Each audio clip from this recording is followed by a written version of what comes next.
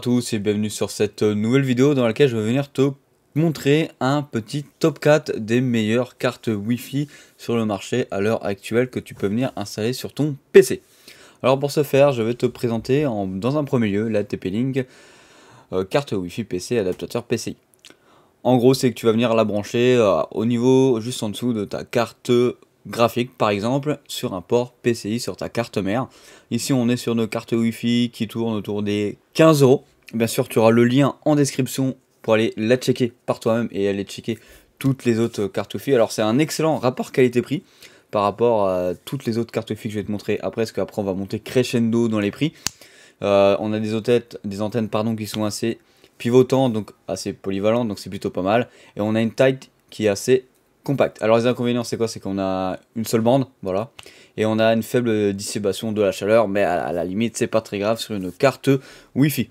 Tu peux voir que sans fil, on peut aller jusqu'à du 300 mégabits, du coup, c'est plutôt pas mal.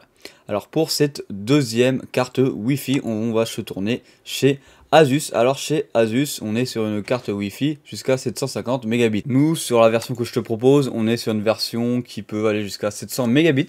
On est sur une double bande, du coup c'est pas mal du tout franchement. Tu peux voir ici de toute façon toutes les caractéristiques de cette carte Wi-Fi. Alors c'est quoi les avantages de cette carte Wi-Fi? C'est qu'elle est vraiment compacte et on a un signal qui est assez stable, du coup c'est plutôt pas mal.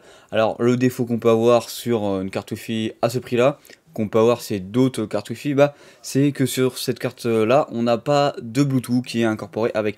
Alors que sur beaucoup de cartes Wi-Fi à ce prix, tu as le Wi-Fi et le Bluetooth qui sont incorporés. Alors pour la troisième carte Wi-Fi que je te propose, c'est une carte Wi-Fi de chez Ubit. C'est l'Ubit carte Wi-Fi 5400 mégabits. Et tu peux déjà voir qu'à ce prix là, on a la connexion en Bluetooth qui est dessus. Autre chose qui est assez intéressant, c'est qu'on a du Wi-Fi 6, donc on est dans à peu près les dernières normes de Wi-Fi qu'on a actuellement sur le marché, par exemple avec ta box internet. La plupart du temps, ils sont tous en Wi-Fi 6E maintenant. Ça devrait pas tarder à arriver en Wi-Fi 7, mais c'est déjà très moderne sur ce point-là, donc c'est pour cela qu'elle est très intéressante pour ce prix-ci. En plus, on a une connexion qui est ultra rapide, on a du Bluetooth en 5.2, donc c'est plutôt très correct. Je crois que les dernières normes ça doit être du 5.3, mais c'est encore du haut niveau. Alors qu'est-ce qu'on peut déplorer sur cette carte Wi-Fi? C'est les matériaux, à la limite ça c'est pas très grave, et c'est que la dissipation de la chaleur, encore une fois, est assez difficile à se dissiper. Pour cette dernière carte Wi-Fi, on va taper dans du top directement. On part chez Asus sur une carte Wi-Fi à 80 €. Tu vois que de base elle est à 90 €. Tu peux voir que c'est une carte Wi-Fi où tu as 4 antennes que tu peux venir loger soit derrière ton PC directement, soit déporter avec un socle pour venir le mettre par exemple plus proche de ta box Wi-Fi tout simplement. Donc qu'est-ce qu'il y a dans cette carte Wi-Fi? C'est qu'on a 4 antennes, du coup c'est plutôt pas mal.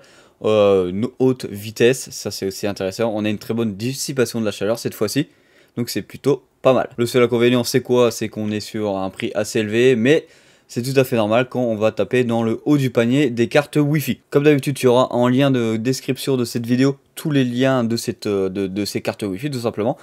Je t'invite à t'abonner, à liker pour plus de vidéos dans ce genre.